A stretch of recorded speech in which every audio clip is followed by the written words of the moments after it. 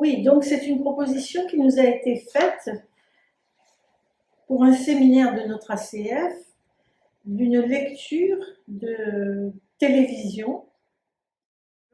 Ce qui était très intéressant, c'est que Lacan, devant cette proposition, accentue le fait qu'il n'y a pas de différence pour lui entre la télévision et le public devant lequel il fait son séminaire très régulièrement à Paris dans ces années-là, en 73-74. Le passage qui m'a été demandé de commenter se trouve au chapitre 2 de ce recueil.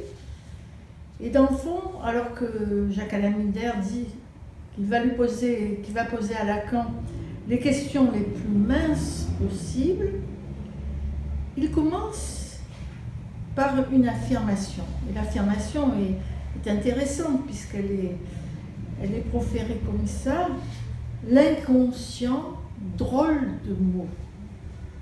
L'inconscient, drôle de mot. Et Lacan convoque tout de suite Freud en disant: Freud n'en a pas trouvé de meilleur.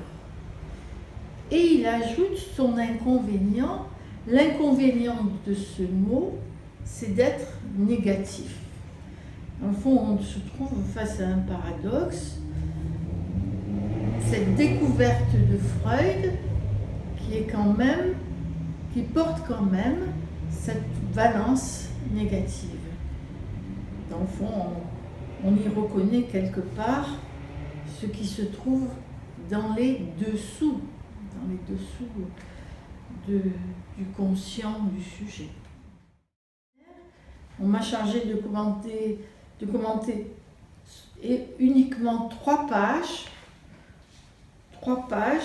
qui vont peut-être être des pages où on va entendre ce que c'est que l'inconscient pour Lacan. L'inconscient pour Lacan va être tout de suite rapporté au langage. L'inconscient est structuré comme un langage. C'est là tout le début de son enseignement.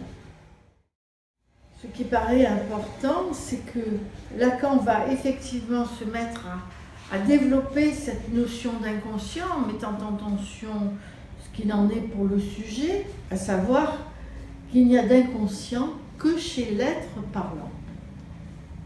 Voilà.